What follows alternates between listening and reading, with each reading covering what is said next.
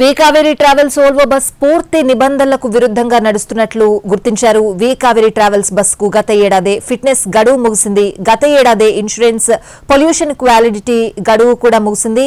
బస్సులో drivers, cleaner తో కలిపి మొత్తం 43 మంది ఉన్నారు. ప్రయాణికుల్లో 38 మంది పెద్దలు, 2 చిన్నారులు ఉన్నారు. ఇదే అంశానికి సంబంధించిన పూర్తి అప్డేట్స్ అడిగి తెలుసుకుందాం. మా ప్రతినిధి రాధాకృష్ణ కావేరీ ట్రావెల్స్ దగ్గర నుంచి లైవ్ లో సిద్ధంగా ఉన్నారు. రాధాకృష్ణ, ట్రావెల్స్ కి సంబంధించి పూర్తి నిబంధనలకు విరుద్ధంగా నడుస్తున్నట్లు తెలుస్తోంది. అంటే ఇలాంటి ఘటనలు జరిగినప్పుడే ఇవన్నీ కూడా తెలుస్తున్నాయి. అంటే ఫిట్నెస్ ఉందా, లైసెన్స్లు ఉన్నాయి, ఇవన్నీ కూడా ఇలాంటి ఘటనలు జరిగినప్పుడే తెలుస్తున్నాయి. సో ఏం చెప్తున్నారు?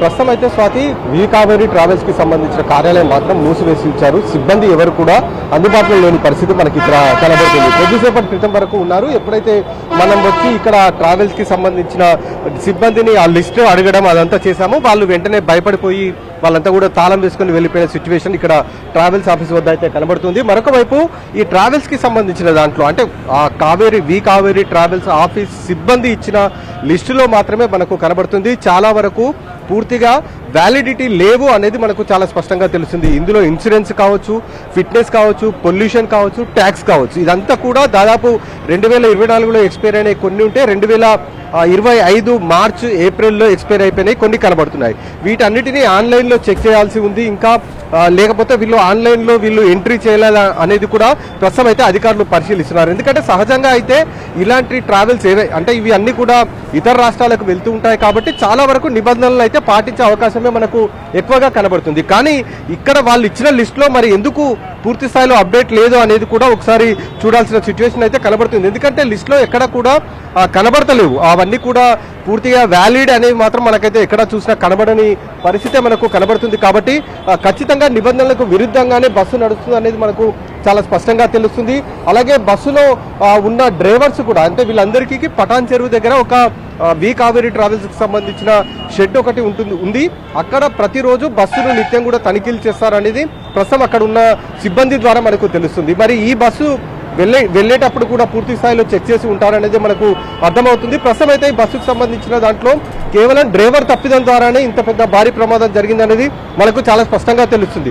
2 వీలర్ని ఢీకొట్టడం ద్వారా ఆ బస్సు కిందికి ఆ 2 వీలర్ వెళ్ళిపోవడం, అది కూడా కొద్ది దూరం వరకు ముందుకు తీసుకొని వెళ్తున్న సమయంలో ర్యాపిడ్ తోటి ఒక్కసారిగా నిప్పురవ్వలు అంటుకోవడం, ఆ తర్వాత పెట్రోల్ ట్యాంకు పేలి బస్సుకు అంటుకున్నట్లుగా కూడా మనకు తెలుస్తుంది. ప్రస్తుతం మనం చూడొచ్చు, ఇప్పుడు వి కావేరీ ట్రావెల్స్ కి సంబంధించిన బస్సు ఇదే బస్సు ఇదే విధంగా ఉంటుంది. ఆ బస్సు కూడా ప్రమాదానికి కారణమైన బస్సు మొత్తం కూడా ఇదే మాదిరిగా ఉంటుంది.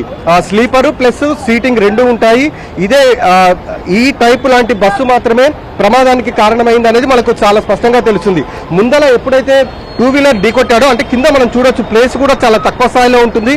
ఆ బస్సుకి ఒక్కసారిగా 2 వీలర్ అనేది కిందికి రావడం, ఆ తర్వాత ఇదే విధిగా బస్సు ముందుకు సాగిపోవడంతో అప్పుడు నిప్పురవ్వలు చేరి ఒక్కసారిగా పెట్రోల్ ట్యాంక్ అనేది పేలిపోవడం జరిగింది. అంటే మంటలు అంటుకొని ఒక్కసారిగా పేలిపోవడం జరిగింది. దీంతో బస్సుకు మంటలు అంటుకున్నట్లుగా మనకు చాలా స్పష్టంగా తెలుస్తుంది. అధికారులు కూడా ఇదే విషయాన్ని నిర్ధారిస్తున్న సిచ్యువేషన్ అయితే ఉంది. ప్రస్తుతం అయితే ట్రావెల్స్ ఆఫీస్ దగ్గర పరిస్థితి మాత్రం, సిబ్బంది మాత్రం ఎవరు లేరు. కేవలం ఆ లిస్టు ఆధారంగా మనం వాళ్ళతోటి మాట్లాడే ప్రయత్నం చేస్తున్నాము. ఇప్పటి వరకు కొంతమందిని అయితే గుర్తించడం జరిగింది, కొంతమందితోటి మాట్లాడించే ప్రయత్నం అయితే చేశాము. ఇంకా దాదాపు ఈ లిస్టు ప్రకారం కనుక చూస్తే బీరంగూడతో పాటు కుకట్పల్లి, అలాగే మూసాపేటకి సంబంధించిన వాళ్ళు చాలా మంది ఇక్కడ ఉన్నట్లుగా మనకు తెలుస్తుంది. వాళ్ళంతా కూడా లిస్టులో వాళ్ళంతా కూడా ప్రస్తుతం అయితే ఉన్నట్లుగా మనకు తెలుస్తుంది. ఇప్పుడు ఇందులో మనం కొంతమందితోటి మాట్లాడే ప్రయత్నం చేశాము.